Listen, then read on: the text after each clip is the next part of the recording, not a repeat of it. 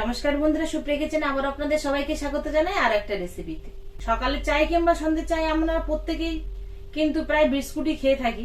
তো বিস্কুট তো আমরা দোকান থেকে কিনে আনি, কিন্তু বাড়িতে থাকা উপকরণ দিয়ে যদি বানানো যায় তাহলে কিন্তু মন্দ হয় না। তো আজকে আপনাদের কাছে বিস্কুট বানানোর একদম সহজ পদ্ধতি শেয়ার করব। আপনারা পুরো ভিডিওটি স্কিপ না করে প্রথম থেকে শেষ পর্যন্ত দেখবেন, আশা করছি আপনাদের ভীষণ ভালো লাগবে। আর যে সকল বন্ধুরা ইউটিউব চ্যানেল এখনো পর্যন্ত আমার ভিডিওগুলো নতুন দেখছেন, প্লিজ বন্ধুরা বেল আইকন সঙ্গে সাবস্ক্রাইব করে পাশে থাকবেন, আর ফেসবুক পেজ থেকে দেখলে পেজটিকে ফলো করে পাশে থাকবেন। তো এখানে একটা আমি ডাবস নিয়েছি, ডাবসের মাপ করে নেব। আপনারা বাটি বা গ্লাস বা কাপ সেই মাপ করে নিতে পারেন। আর এই বিস্কুটটা কিন্তু চা বানানোর আগেই তৈরি হয়ে যাবে। তো এখানে আমি নিয়েছি, দেখুন, কোরানো নারকেল নিয়ে নেব। আর ঠিক মাপ করে কিন্তু আমি এরকম 1 কাপ করে নিয়েছি। ওরে মাপ করে নিয়েছি চিনির গুঁড়ো দিয়ে দেবো, ময়দা ফ্লেভারের জন্য দিয়ে দেবো এলাচ দানার গুঁড়ো। আপনাদের কাছে যদি ভ্যানিলা ফ্লেভারের ভ্যানিলা এসেন্স থাকে তাহলে সেটা আপনারা দিতে পারেন, যেটা কেকের মধ্যে দেয়। আর নইলে শুধু এলাচ দিলেও হয়। 1 চিমটি লবণ। এই উপকরণটা আগে ভালো করে মিশিয়ে নেব। এবার এখানে একটা ডিম নিয়েছি, ডিমটা ফাটিয়ে দেবো। আর দিয়ে দেবো 2 চামচ মতো ঘি। ঘিটা একটু ঠান্ডা পড়েছে তো দলা পড়ে গেছে। এবারে ডিমটা দিয়ে কিন্তু আমি মাখাবো, এর মধ্যে আর কিছু দেবো না।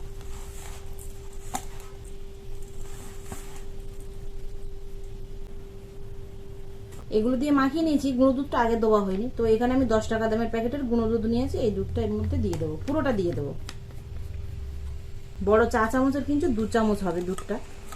এই দুধটা দিয়ে খুব ভালো করে মিশিয়ে নেব। আর এর মধ্যে কিন্তু 1 ফোঁটাও জল লাগবে না, শুধু এগুলো দিয়েই মাখানো হয়ে যাবে। সবকিছু দিয়ে মাখিয়ে নিয়েছি, এর মধ্যে কিন্তু আর জলও লাগেনি, ঘিও লাগেনি, বা আর দ্বিতীয় কোনো কিন্তু ডিম লাগেনি। একটা ডিম দিয়ে মাখিয়ে নিয়েছি, খুব ভালো করে মাখানো হয়ে গেছে। দেখুন, এবার হাতটা পরিষ্কার করে ধুয়ে আসবো। এবার দুটো হাতে আর একটা পাত্রে তেল মাখিয়ে নেবো, যে পাত্রে আমি বিস্কুটটা বানিয়ে রেখে দেবো। এবার ডোয়ের থেকে অল্প অল্প করে নিয়ে বিস্কুটের শেপ দিয়ে নেব। এবার ডোয়ের থেকে অল্প অল্প করে নেব।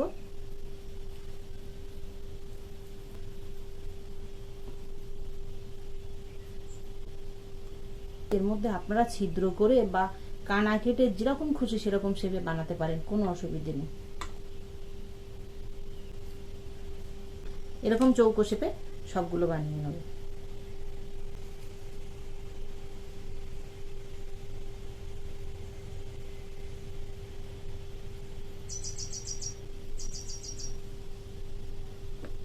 সবগুলো বানিয়ে নিয়েছি। তার জল ফুটতে ফুটতেই কিন্তু আমার বানানো হয়ে গেল। তেলটা আগে থাকতে বসিয়ে দিয়েছি, হালকা একটু গরম হয়েছে। খুব বেশি তেল গরম করলে হবে না, কিন্তু তাহলে দেওয়ার সঙ্গে সঙ্গে পুড়ে যাবে। ধীরে ধীরে ভাজতে হবে। এবার এর মধ্যে বিস্কুটগুলো ছেড়ে দিয়ে ভেজে নেব। একটা পিঠ যেই হালকা করে একটু ভাজা হয়ে যাবে উল্টে দিতে হবে। আর এইভাবে উল্টে পাল্টেই কিন্তু ভাজতে হবে, একেবারে এক পিঠ রেখে দিলে আবার টক করে পুড়ে উঠবে। বিস্কুটগুলো আমি লো ফ্লেমে ধীরে ধীরে ভাজবো, যাতে ভেতর পর্যন্ত শক্ত হয়। এইভাবে উল্টে পাল্টে দিয়ে যেই একটা পিঠ হয়ে যাবে পরের পিঠটা কিন্তু আবার সঙ্গে সঙ্গে একটু উল্টে দিতে হবে। বিস্কুটগুলো সব মিডিয়াম ফ্লেমে বেশ এরকম লাল করে ভেজে নিয়েছি। এবার তুলে নেব।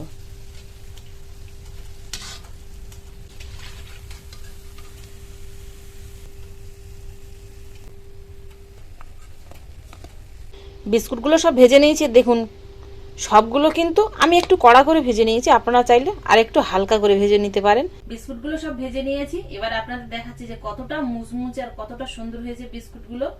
আর সবগুলো বিস্কুট দেখুন ঠিক এরকমই মুচমুচে।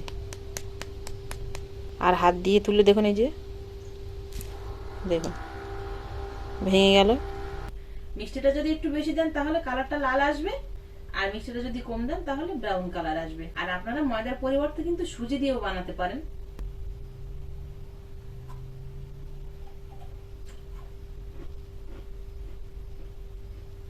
খালি আওয়াজটা শুনলেন তো কতটা মুচমুচে হয়েছে। তো আপনারা একইভাবে বাড়িতে কিন্তু খুব সহজে চা বানানোর আগে এরকম বিস্কুট বানিয়ে নিতে পারবেন। চা বানানোর আগে ঘরে থাকা উপকরণ দিয়ে এই বিস্কুট রেসিপিটা আপনাদের কাছে কেমন লাগলো অবশ্যই জানাবেন। বানিয়ে খাওয়ার পরে ভালো লাগলে লাইক করতে ভুল করবেন না। আবারও দেখা হবে আপনাদের সাথে পরবর্তী নতুন কোনো ভিডিওতে। ততক্ষণ আপনারা সবাই ভালো থাকবেন, সুস্থ থাকবেন।